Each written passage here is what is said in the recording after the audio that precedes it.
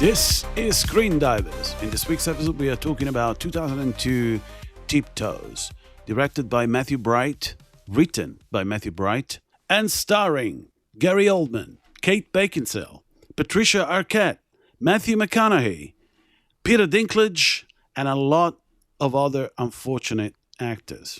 Cinematography by Sonia Rom, edited by Paul Hyman, music by Kurt Sobel, and produced by Studio Canal Plus. This was distributed by Reality Check Productions, and it was released on December the 17th, 2002. Allegedly, this movie had an original director's cut of 150 minutes, released in 2002, and subsequently released again in 2004 with a 90 minutes running time. Allegedly, this was made for $1.2 million. How are you guys? I could be better after watching this movie last night.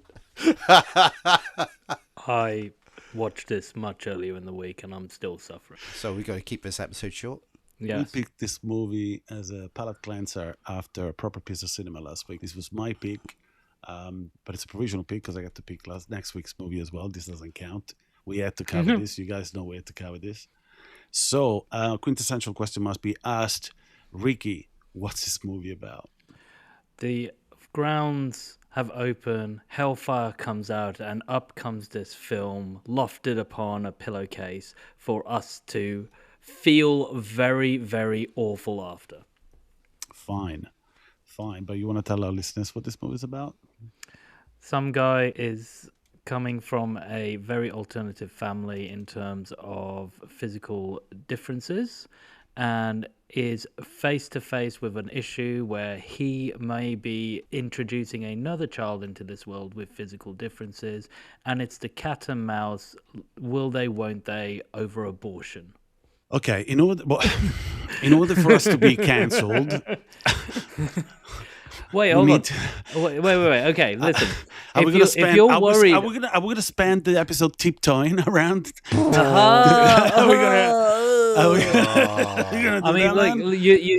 You're worried about, oh no, are we going to be cancelled for saying this or that? We watched Tiptoes, man. Tiptoes. That's what of course we're going to be cancelled. Are we going to spend the rest of the episode going, you can't say that. You can't say that. Can't talk about abortion, man. You're gonna piss a lot of people off if you say that. Do you remember Matthew McConaughey saying that? Yeah. You can't say that. Yeah, you can't say that. You can't say. Dwarf, say the word, dwarf. Mate, I told Steve before he left his house yesterday, I said, my face hurts. And it's not because, you know that feeling when you go and see a movie that either you laugh too much or you were in total wonderment and your face kind of hurts because you're kind of smiling subconsciously. You're not realizing you're doing it, but you're doing it. And in this instance, I was perplexed. For the 90 minutes this movie ran, I was so perplexed. I had this look on my face to a point that the girls were watching it with us. Mari and Anna were watching it with us. And Mari, Steve's partner. You put them through it? Yes. Yeah. Yes. Even and after Mari, I told you how bad this was. I'm hell-bent on ruining burning the ground around me. I got to tell you, you know, like I told Steve yesterday, there's a GIF. There's like a black dude. It was a meme, and it was this black dude looking perplexed, looking at the camera, and there's all these question marks popping up in the GIF. That was my face for 90 minutes. I think it was both our faces for 90 minutes. And I had that head tilt that dogs do when they... Yeah. But, Steve, am I bullshitting here? Like No. Not at all. To give a proper what this film's about, you know what, IMDb has got the perfect one-liner. The story of a peculiar love triangle involving two brothers. There we go. And after watching this movie, you have to appreciate the little things. This is the synopsis from Wiki, right? Tiptoes is a 2002 American comedy drama film written and directed by Matthew Bright. The film stars Gary Oldman, Kate Beckinsale, Patricia Arquette, Matthew McConaughey. The film plot revolves around an average-sized man, McConaughey. What the fuck? Who wrote this, mate? Anybody. Can someone check how tall McConaughey is, please? He's the average-sized man. But what's average size? I need to know what's... more than Gary Oldman in this film. Oldman was on his fucking knees, mate. Although he should have been on his fucking knees with his agent when he was offered this. Well, did you see the picture I sent you guys when I first was watching this? Did you see the weird green screen around his knee? Yeah. We all saw it. If there's ever an auction where they auction the fake set of legs that they've used in every one of the shots in this, I want those little legs. I would buy this. Like, dude, oh, look what I got. I got Gary Oldman's legs from fucking Tiptoes. Just to put them on the couch. Mate, it was Steve. It was Steve. He was like fucking Leonardo DiCaprio in Once Upon a Time in Hollywood. Every time you saw Gary Oldman's legs, Steve's going, whoa, whoa, whoa, whoa. Rewind it. Look, you can see his legs. So it was Steve this time. It was Steve this time saying, rewind. Yes. Yeah. Did he start doing... Where? Did you start doing a Harrison Ford? Enhanced 224 to 176.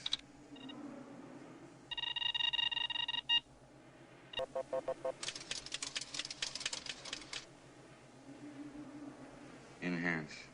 Stop. Move in. Stop.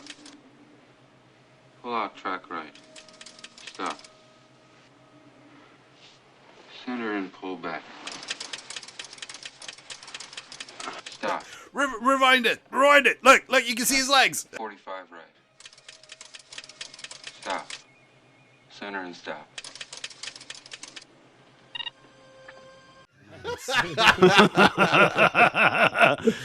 Holy shit, mate. This film, okay, so I know a lot about this film. I've done a disturbing amount of research for a film that I am going to be scoring relatively quite badly. But I've done 7 hours worth of listening to different podcasts on this film. Before you get into all the factoids that you have gathered on your harvesting mission, I will promise our listeners to release in the comments, all right? In the comments, because this show has no show notes. We made a path here not to have show notes, all right? It's impractical, but fuck it. That's what you get for nothing, all right? I'll tell you what, once we set up the Patreon and you start giving us the equivalent of a cup of coffee a month to listen to this disjointed, janky podcast, then you get the right to get your show notes. Only then. But until then, if I make a promise like this, it's gold, all right? This is gold dust. I will put in the comments to the post when we release this episode, when it's out, go to our social media, go to Facebook. I will share with you the screenshot of my attempt to pull out of this and being funny at the same time. Ricky was the first person to watch it. We waited 24 hours, and then I sent a message to Ricky going, how bad is it? He goes, it's pretty bad, man. It's pretty bad. And I waited like 10 minutes, and then I went, we pranked you. And his reply was, he was on fire. He wasn't happy. He was like, I watched this, you are watching this, and we are not watching anything else for the next podcast. So I have the message. So Umba said, so bad it's good, Tiptoes. And I wrote, fuck no. And then he did a smiley face. And I said, there is a lot to talk about, but fuck no. It's not good in any way. You will have to watch it and we will talk about it because you, sir, put it on the schedule. And then he wrote, we pranked you. And I said, I am not watching any other movie and you have to watch this film. Y'all wanna see fuck that, fuck that, fuck that shit. Y'all wanna see fuck that, fuck that, fuck that shit. Y'all wanna see fuck that, fuck that, fuck that shit. Y'all wanna see fuck that, fuck that, fuck that shit. We pranked you.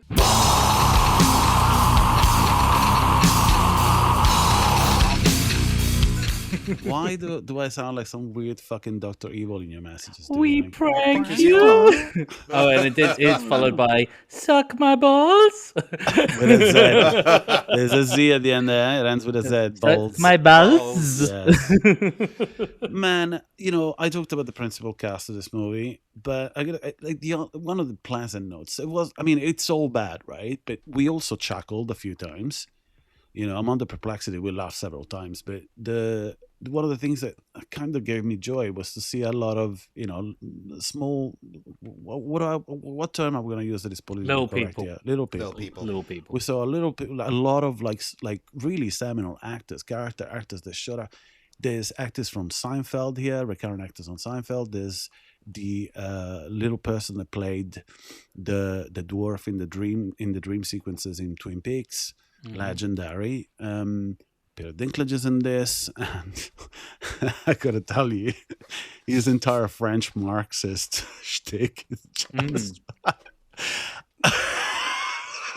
Did you guys find out why he's a French Marxist in this? No, I did.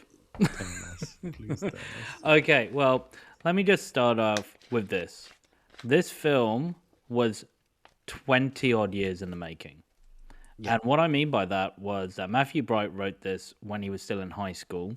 He comes from a very good friendship background. He's friends with Jeff Bridges. He was part of the original Knights of Oingo Boingo and also did a lot of performances with both Elfmans. He is in the Forbidden Zone.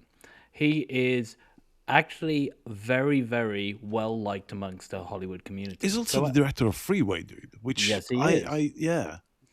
And Freeway 2, I believe. I think Freeway 2 is him as well. I'm Anyway, not entirely sure. I don't know if I've but seen I'm the not sequel. sure, but I don't want to put my money on it. But For our anyway, listeners, just in case you don't remember Freeway, that was 1996. Kiefer Sutherland was on fire. Reese Witherspoon. It's maybe one of these days we'll revisit it. I don't particularly remember it, but I remember that it was one of those movies that came out post Pulp Fiction. There's a lot of movies that had that kind of vein running through it. and this is also another one of those films that has come from all of that because it was actually optioned in the 80s. So it was optioned and he was receiving money because it got optioned. Nobody did anything with it and it got optioned every single year. So he kept making money, like a small amount, but a good enough money to live off for a bit because it kept getting optioned. And then finally, somebody put it in the hands of Gary Oldman and they said, we're going to go with it. We're optioning it this year. We haven't got a director. Do you want to direct it? And then he met the producers, and the producers are the same producers from Cops. So they've got loads of money. Let me guess. In all the podcasts you listen to, in all the research you've done, this must have been a producer's disaster, right? This is people meddling because this movie is a tonal disaster because of the way it's edited. I'm not saying that, I post this. I'm not interested in that. If you can even get it, I don't think you can get the 150-minute version. I would be curious to watch that because it doesn't exist. It doesn't exist. But the thing is, you can see that this was destroyed by editing, and you can see some of the choices with the music in this. Oh my god! Holy shit, mate! The tonal change of some of the music they put over some sequences, it's terrifying.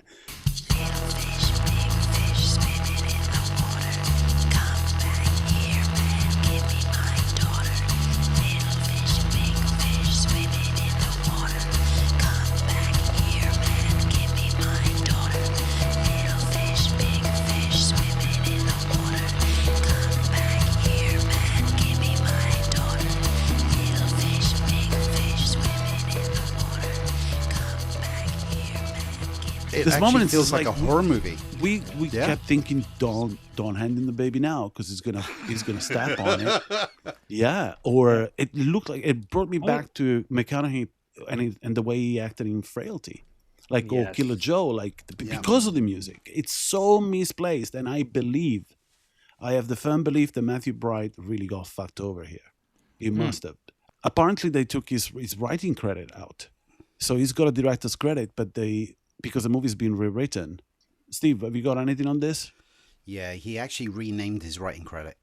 He also tried to get his director's credit removed as well. Changed it to, oh my god, you're going to love this, to Bill Wiener. Is that a real person? Yeah. No, it's an alias. Okay. He used an alias for his Of course he screenwriter. would. Yeah. Bill Wiener. And but he was unable to remove his director's credit because he wasn't a member of a directors guild. Yeah. I mean, the 90-minute cut, the theatrical cut, I don't think this movie got a theatrical release. It didn't. Apparently, it was released at Sundance, but it's called a 90-minute producer's cut, and you can fucking see that. These are people that don't know anything about this medium. This is like venture capitalism at its finest. I think Matthew Bright went out of his way with his contacts probably to involve we got a lot of fucking superstars at the top of their game here, man. 2002, you had Underworld in production. Kate Beckinsale was becoming, and she's pretty as hell in this. But fuck, man, some of the wardrobe choices, she looks like a Bratz doll, Bratz, that line of dolls. Yeah. Oh. It looks like someone put all of the Spice Girls in a fucking blender and hit the button. It's really ridiculous.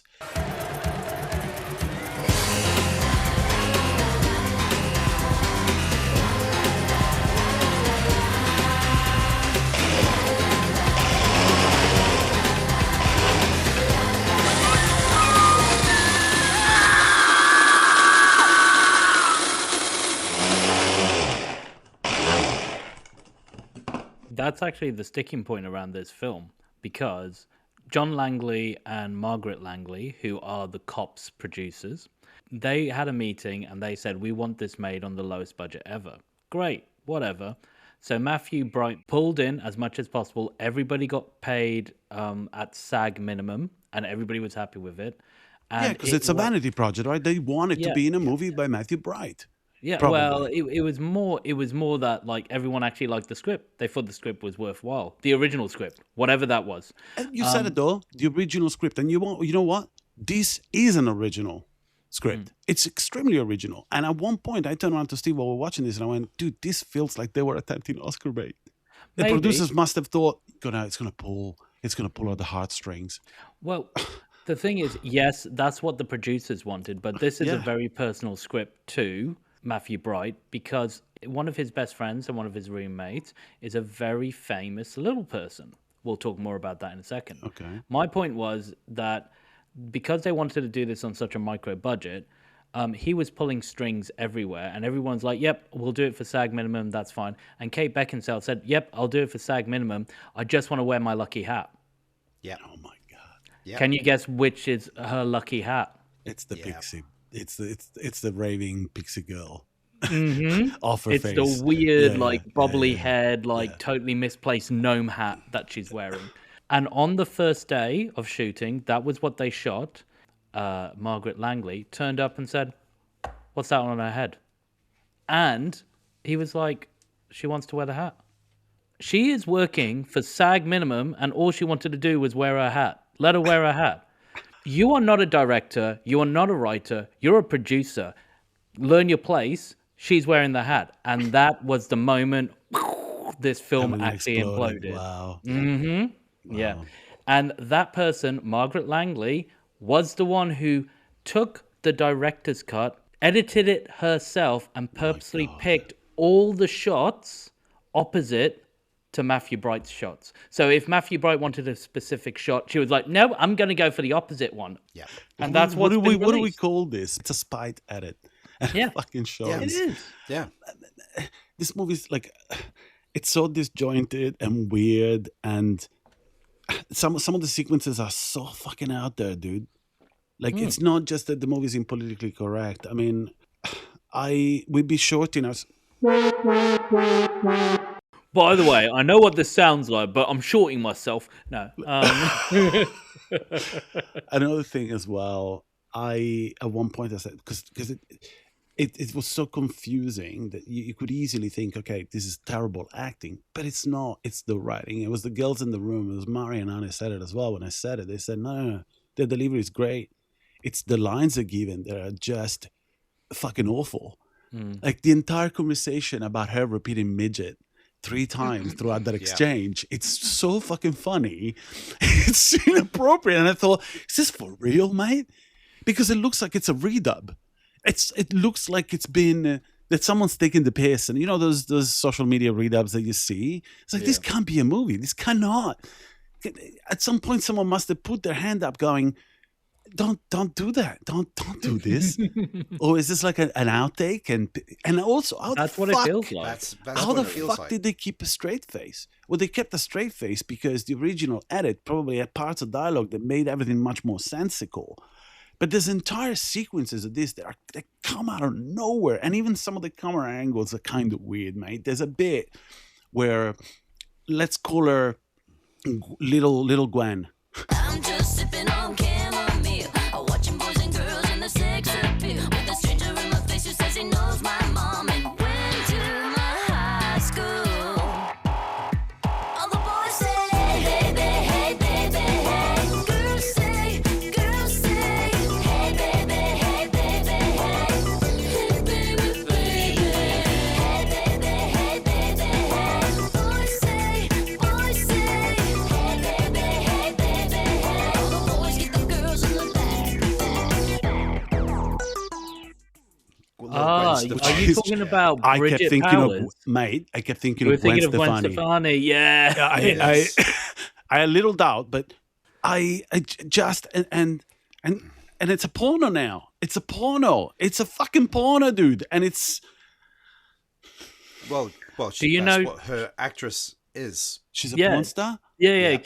So what's great when you look at her IMDb? Okay, When you this look is at what her I. IMDb, So that what- before, when you didn't know that, Ricky, No, right? but this is 'Cause the you funny- fucking knew right away, mate. no. I like Okay. the funny thing is Oh, we before did our research. I was having a look. I through don't her want to get IMDb. into this, mate. I don't. No, don't. listen. I don't. No, you got to. Well, before I put her into IMDb, and I was scrolling down, and it's like, oh, okay, she was in SWAT.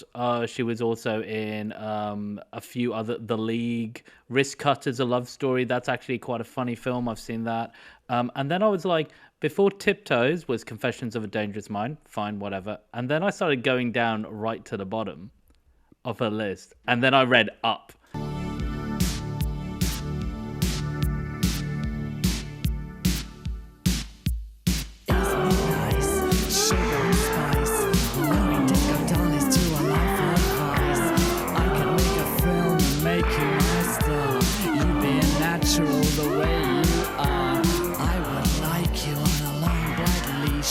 I would parade you down the high street. You've got the attraction, you've got the pulling power. Walk my little doggy, walk my little sex dwarf. We can make a scene, we'll be a team. Making the headline sounds like a dream. When we hit the floor, you just watch them move aside. We will take them for a ride, alright. They all love your miniature ways. You know what they say about small boys.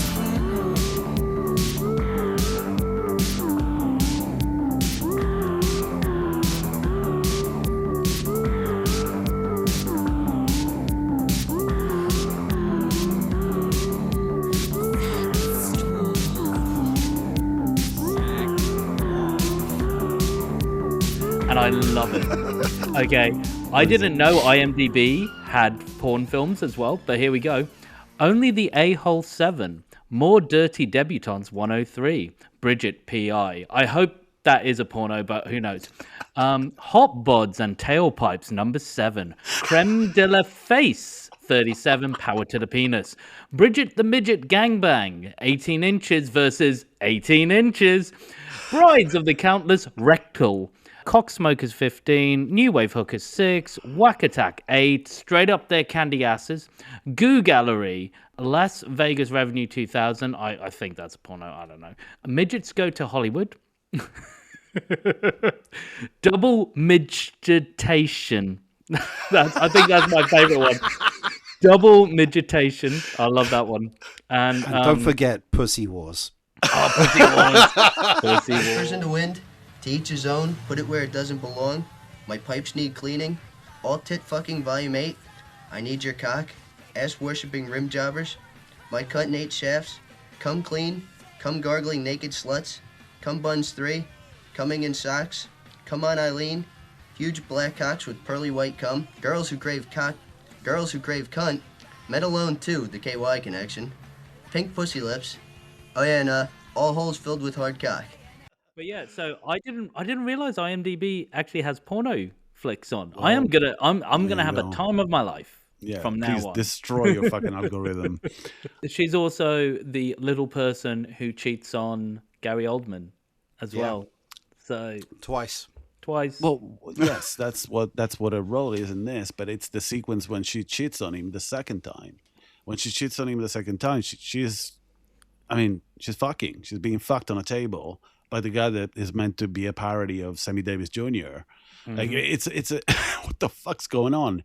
And that entire sequence is so fucking weird and uncomfortable, I might say. But there's the opening of this movie starts at a charity fund that is put on by Matthew McConaughey's character. What's his name in the movie? He plays Steven Bedalia. There you go. It's a little Italian family. All right, Southern Italian family. Southern as in southern, like from a southern state. Because actually, Gary Oldman is trying to put on a southern drawl in this as well. From down below. From down below. But Bedalia is a southern Italian surname as well. So somehow it's a little Italian family. The guy that plays the uncle is a very charming man, by the way, a very charming actor. I don't recall seeing him in other stuff other than Seinfeld. He appears as in a few of the episodes with Kramer and all the storylines. And even his wife, which is his auntie, she's really cool. The other blonde, not Gwen Stefani. Debbie Le Carrington, Kitty Katz. Yeah, I think it's her. her. And she's great. The one who ends up with his uncle. Because they're not together at the start. Oh, they're not together. Okay. She's royalty. She has been in. She's like a pretty famous character actor. Like you see in a lot of stuff. I don't know if she's still alive. Anyone care to check? I'm going to say that she's not. She died in 2018. She died when? 2018. Oh, right. It is highlighted in this film as well that, little people can have a genetic disorder that will eventually lead to a shorter lifespan, right? And that's the entire subplot of this movie. How she was really good in Total Recall. John Polito. She was in Total Recall. Yeah, she was great.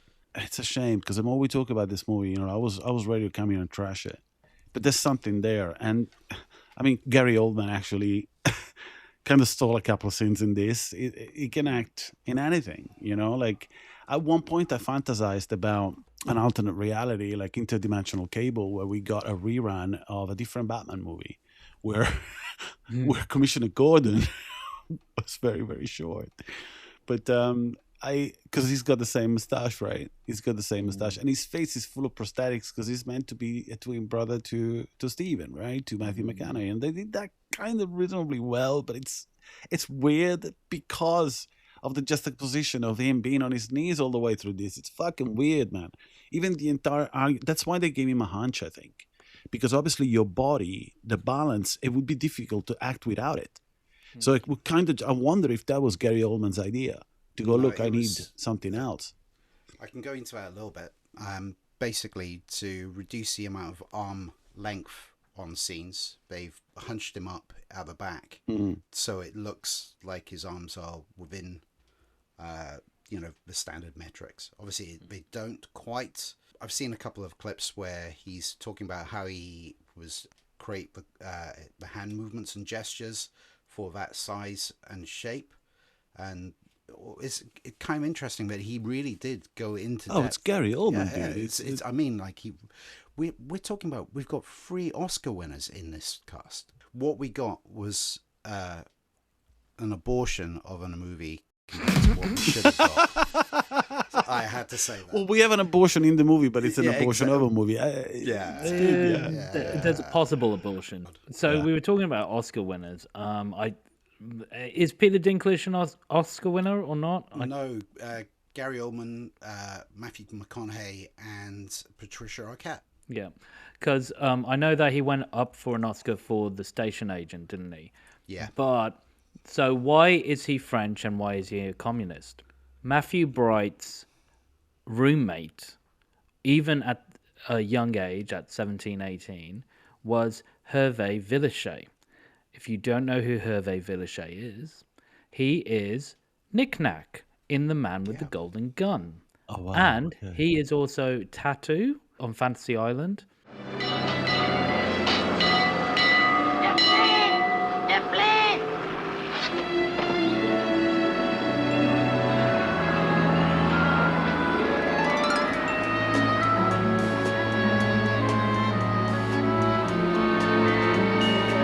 The plane, senor, the plane. Yeah, the plane. So Hervé He also Villechaize. had a massive monster. Oh, you're right, because he was addicted to cocaine and whores, man. Yeah. That's how he died. A massive fucking heart attack, right? Yeah, No, yeah. suicide, dude. Suicide. It was I suicide think it was because it was suicide, after there's a film biopic which Peter Dinklage plays Hervé Villechaize, where it's his last interview, and Yeah, he was- Sergey, I can't remember his surname, but he's the one who directed the film, and he was the one who interviewed Hervé Villechaize, and he then killed himself 3 or 4 days later. Yeah, I So- saw it. I saw a documentary about it. I think this is what you're talking about. But he was a tortured soul.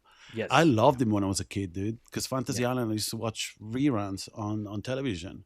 And yeah, he's so memorable as Knick Knack. There's, it's that but it's iconic dark. image. His story is fucking dark. I had no idea, dude. I had no idea that that's what he was doing in this. Yeah.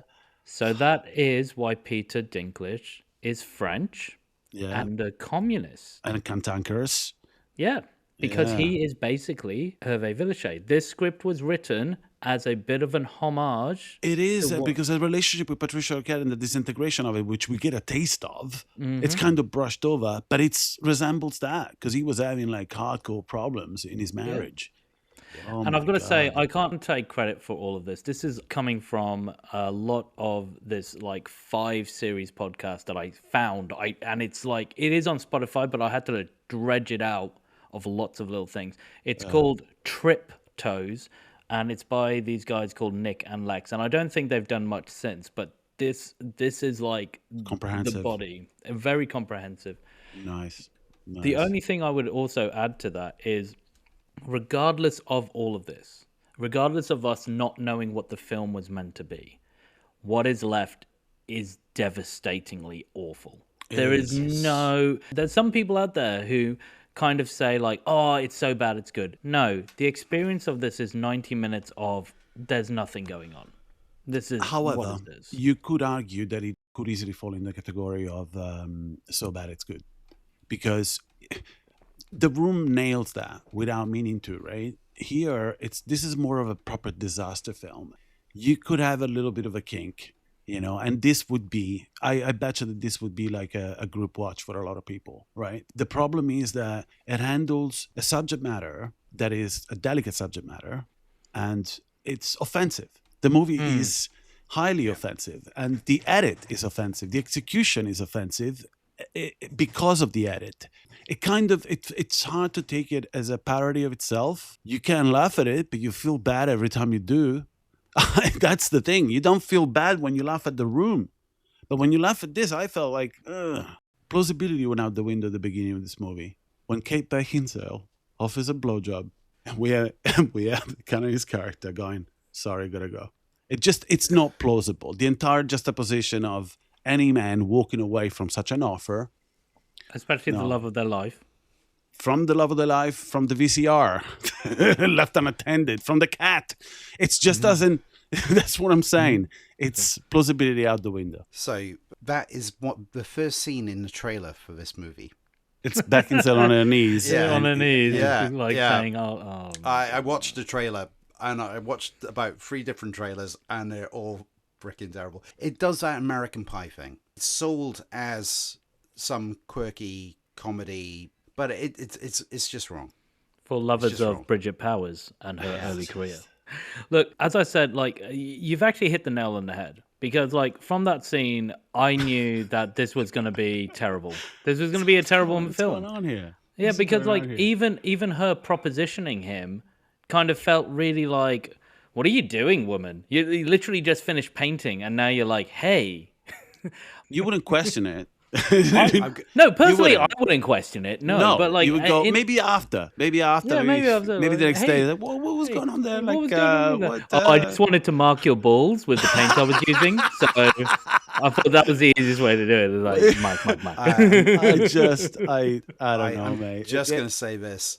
The believability was out the window as soon as she was painting, because there was no paint on the brush. That's fucking true as well. There's no paint on the brush. That's what this film is full of. Like, you know the bit where she's like saying, oh, I've been spending time with your brother and I've got to meet your family, and then he's on the phone in the dark where he's doing his job. throws his phone away, and then says to a random woman that I know he works with her, but says to a random woman, "Do you want to go to a party?" And then that goes nowhere. That goes absolutely nowhere.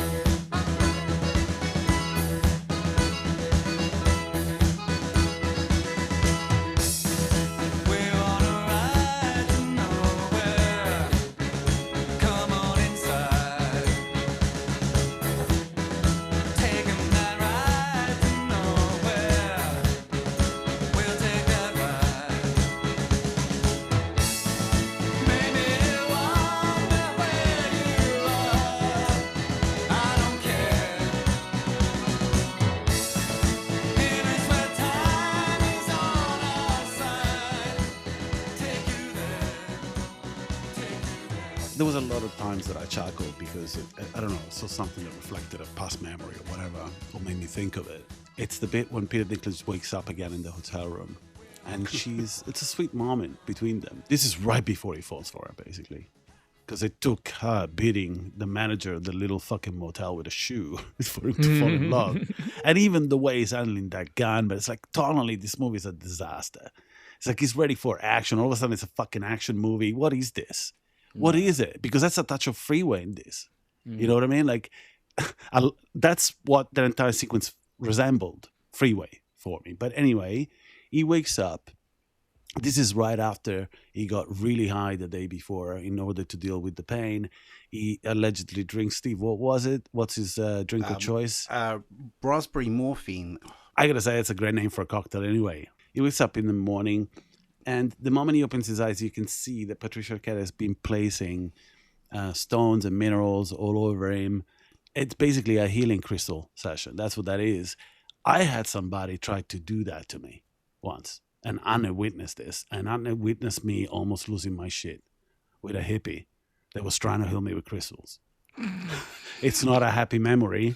It's like you look at, and this guy had, it was in Norway, a German dude living in Norway. They spent some time in Australia. We did something, right? So I was even in the state of mind, and all of a sudden he comes out with a fucking didgeridoo. I just dreads, right? German dude with dreads, didgeridoo. He goes, and I'm like, and I just got back from Australia after living in Australia for like over 2 decades, and it's just already irritating the shit out of me, right?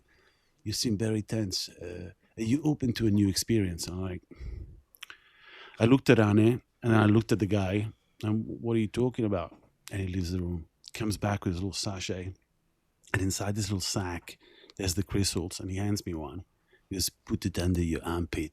I'm like, okay. I put it under my armpit. Like, put this one under your armpit. I'm like, okay, I'll go along. I'll put it under my armpit. I'm getting increasingly irritated. Then he gives me a larger crystal, and he goes, put this under your scrotum. Long ago and far away, in labyrinths of coral caves, a mystic crystal was forged in glass. For magic or some shit like that. Its powers had been used for good, and all men lived in brotherhood until the necromancer came.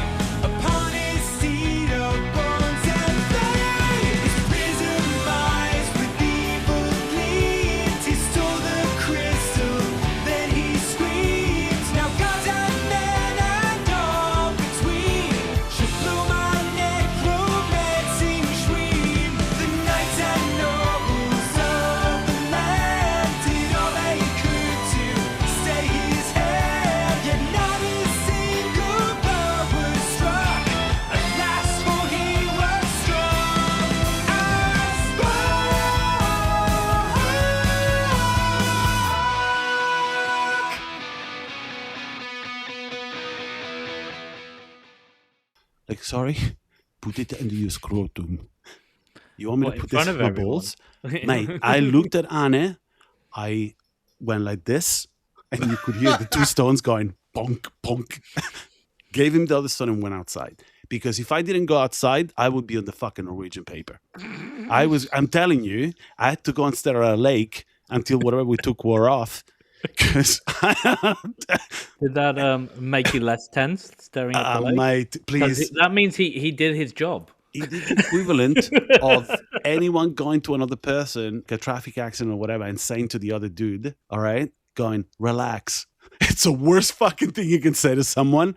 And that's what this guy was doing to me. Watching that sequence brought me back there. Really had to shake it off for a moment. You know what also makes me feel Mr. like reviewing more of this film and Welcome, thinking Mr. about- Spader. Hi, how's it going? I hear that you want some 10-star reviews for this one. Please.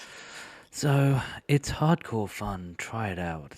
It's in the past I've had a few bad exchanges with midgets. They're always angry, which is weird because when they walk, it looks like they're always happy with a tune in their head.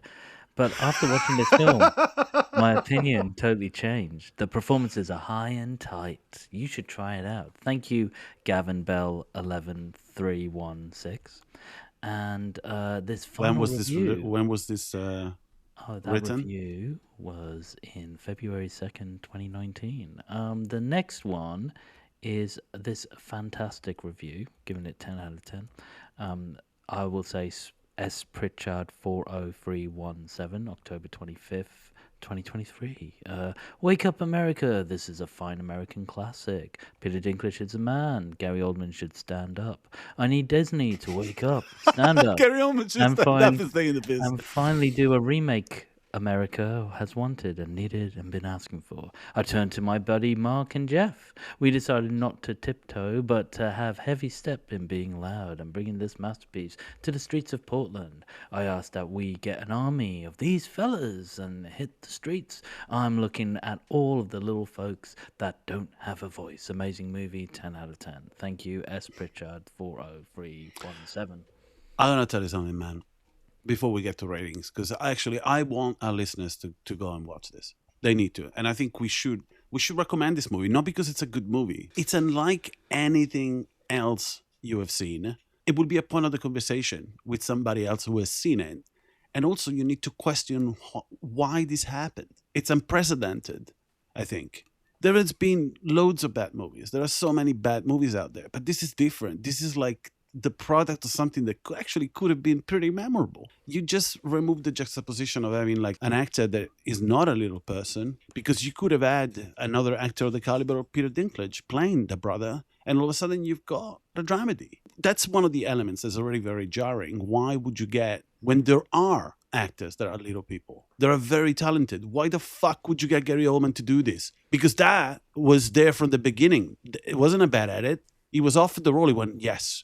As we said before, we don't know what the original script looked like. It's not been revealed to the public. Around 2000 was a actors' strike. And so there was a lot of talk, and it was spearheaded by Susan Sarandon, Bryan Cranston, and Tim Robbins, of do not cross the picket lines.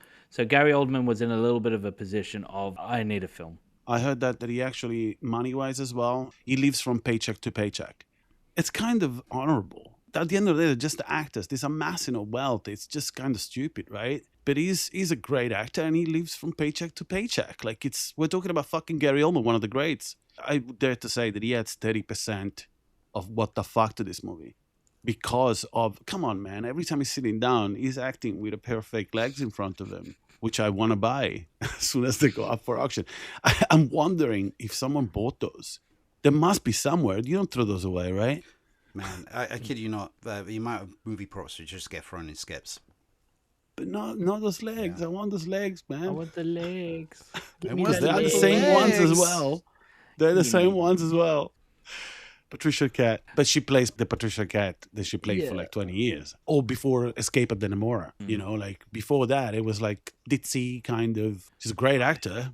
What is the point of What is the her point? role? What is the point? Normally, I watch a film and I go, at least I can look at the cinematography. At least I can look at the props. At least I can look at the acting. At least there's nothing about this film that I can look at and be like positive about.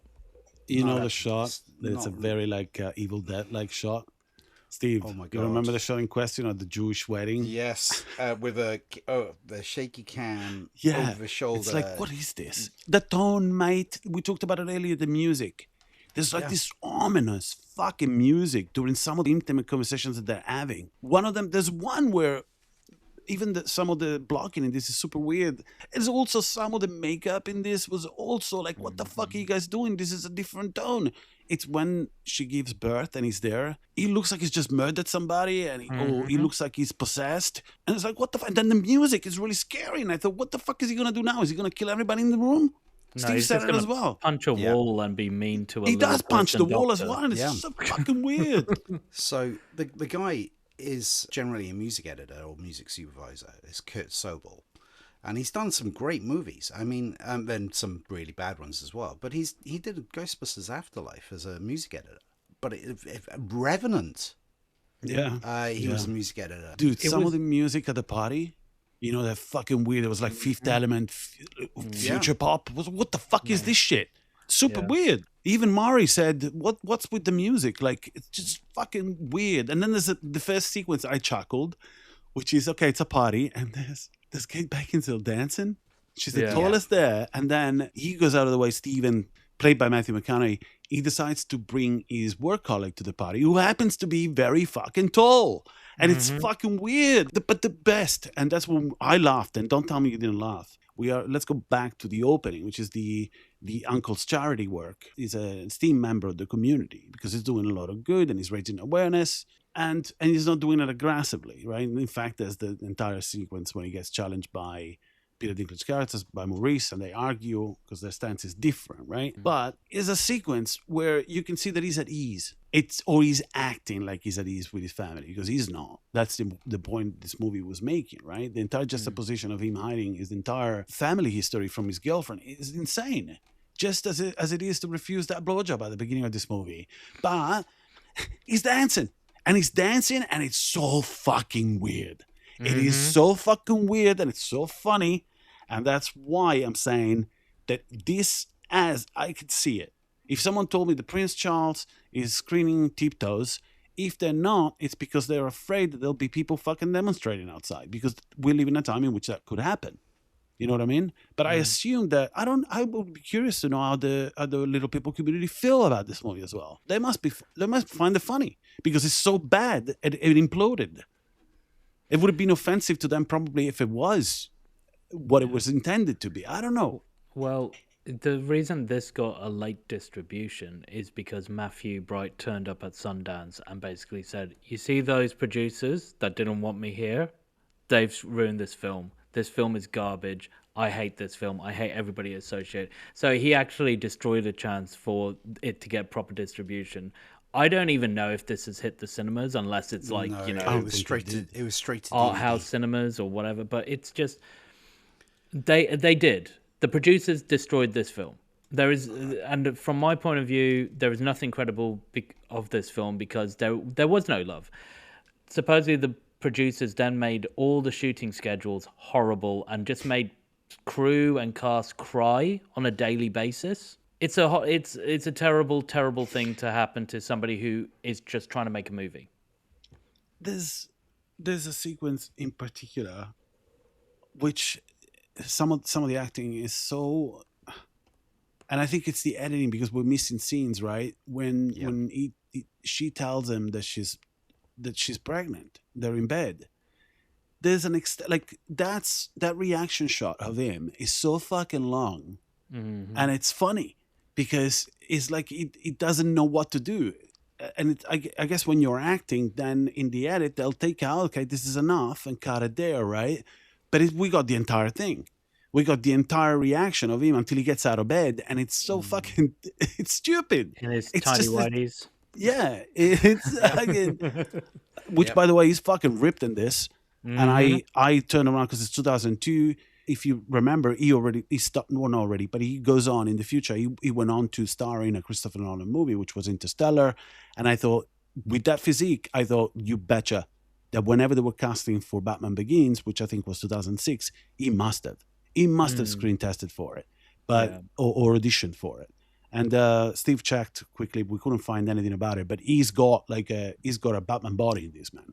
It just reminds you of like how much he put his body through, like seeing his physique in 2001, 2002 to Dallas Buyers Club, where, you know, it's a film about suffering from AIDS and how much his body was completely decimated, and he's a walking skeleton in that.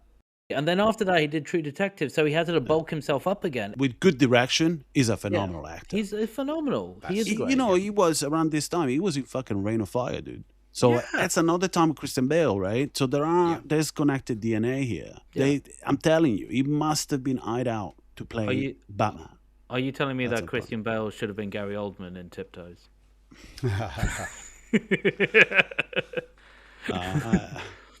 Dude, let's go to ratings. I'm just a dwarf. Where are they? Where are they? My French friend needs to know. The fuck? Who is the guy that plays the security guard? Who the fuck's that guy? I'm currently watching 6 Feet Under again, and he's actually a mainstayer, like a secondary character in 6 Feet Under, and he's great in that. He plays an art lecturer who is just on that fringe of like, is he sleeping with his students? Isn't he? It's great. He's really good actor. He's fucking terrible in this. He's terrible in this. It's terrible in this. It's like, what the fuck is this? That's when the movie started to remind me of The Room a little bit. Maybe there were production woes already from the get-go, and the director already didn't want to fucking be there. Mm-hmm. Matthew Bright already was like, fucking, okay, fuck, that's it, we got it. There's a lot of that. Even Patricia, these are all actors that with good direction are fantastic, but without it, if anything, Kate Beckinsale is really, if it wasn't for the way she's sexualized in this as well, because those outfits, man, the entire choker it was distracting. What the fuck are you doing? I found myself saying, what is she wearing? I don't like, who gives a shit? I don't, but in this instance, it's like, what? Where was Marilyn Vance? For new listeners of our show, if you don't know who Marilyn Vance is, we discussed her amazing skill over and over. She's one of the most famous costume designers in Hollywood. And she was involved in anything from Mystery Man to... We love Marilyn Vance. Mystery Man to Untouchables to a great body of work. But where were you, Marilyn? Yeah, and also her producer work. Yeah, producer work as well, true. Yeah. But obviously she wouldn't have a name attached to this third in any way, shape, or form. I think it's ratings time. It definitely is ratings time. Write it down. So I gave this movie a 0. And not to contradict myself, but I did say earlier that I also recommend this movie. I think you should watch it. You either watch it on your own or you watch it with a lot of people. If you're watching it on your own, you're researching for the conversation that at some point will pop up and you're ready for it. Because there's people out there that want to talk about this movie. And we are 3 of those people. All right? So I know you guys jumped into this reluctantly, but at least we ticked that off. I think this is something that people, if you like cinema, if you like film, I think you should watch this. Because it's there is a didactic quality to what it would make you think about the filmmaking process, right? This was, like we said, a spied edit, just going wrong and producers taking over. You know, as a producer, if you know your place, put the money in. You're betting onto something that will win, because that's what you are. If you're a producer, you put money into something that will yield you more money, and there's a role for that in filmmaking, because otherwise films wouldn't be made. And successful producers know how to play that game well. It's akin to, I don't know, trading in the stock market or whatever. So this makes no sense. That's from a producing standpoint, it makes no sense. So, and I think you should witness that. At the same time, it's also mind-boggling, perplexing. And if you want to feel the way we felt when we watched this, you know, you will feel things that you haven't felt before, but perplexity is what you will experience for 90 minutes here, I think. That's the main feeling. It's a 0. It's a 0 what? It's a 0 little legs that I want to buy at an auction somewhere if they're available. And I would pay much more than 0 for them. Okay, so this is a 1 because we can see that there was possibly a good movie or a movie in there. Tiptoes debuted in its 150-minute director's cut at the Harry Knowles Button-Umathon Film Festival in December the 17th of 2002. Are you putting your fucking factoids in your... Yeah. And what we got was this producer abortion version where it's, as Umba's saying, this is a spike cut. This is somebody basically going, I don't care if we don't make any money out of this. This is basically, I just don't want to ever do this again. And remember, this was a director's last movie. He's never directed a movie after this. You don't say. Yeah. And when we look at his previous track record and we look at what films he produced and everything else, there's some gems there. And we can kind of see where he might have been going with this. I'm going to give it a 1-star rating, with the 1 being a set of legs under a table. Actual, like Gary Oldman's legs, right? Gary Oldman's legs. Yeah. I'm wondering what the knee pads budget was for this fucking movie, man. Because oh my god, that must have been painful, like you said, Steve. Yeah. He wasn't a spry young man anymore. He's a real stand-up guy. Right? Normally, I've said it earlier, normally there's something I can find in a film that I can latch onto and love or even find funny. I hate to say that this was one of those films that has defeated me. I lie at the bottom of this film, reaching up, being like, why, oh why did I use up 90 minutes of my week, especially this week? All I've got to say about this film is, you think of terrible directors. You think of people like Uwe Boll. You think of people like McG. They have never made anything as terrible as this. Ed Wood at one point was considered a bad film director. This pretty much makes Plan 9 of Outer Space. Citizen Kane. It does. It makes it. It makes Plan 9 from Outer Space might as well be There Will Be Blood. This film just makes it elevates every other film. I hate that I'm saying. It's rock bottom. It is so rock bottom. I hate that I'm saying this because we've talked about it. Every single person in this film, we rate them. We rate them as good people. And this shows you the nightmare of Hollywood. This shows you the nightmare of what film can turn into if it's not handled right, or if it's handled by people who just don't care. I gave this a 0.5. I know that Umba gave it a 0, but I still feel like, it got made. So, finally it got off the editing wheel. Great. But I'm giving it 0.5 because I am never, ever going to watch this again. And I can't recommend this like The Room. I can't recommend this like a trauma film. It kind of needs to be put in a box and put somewhere else. And hopefully the director's cut will come out and I will change my mind completely. But I don't think it ever will. So I'm going to give it 0.5 random Jewish weddings that gets put upon you just because some grandfather won't accept a normal wedding or even a registry, and it has to happen in the middle of a park with loads of people just kind of staring at you, and none of them are your family anyway, so who cares? We made a case for this movie, and now it's time to bury that case. Yes. But you should watch it. And on that note, this was Umba. This is Steve. This is Ricky. And we're still laughing. Don't listen to him. Don't watch it. It's not worth it. Don't.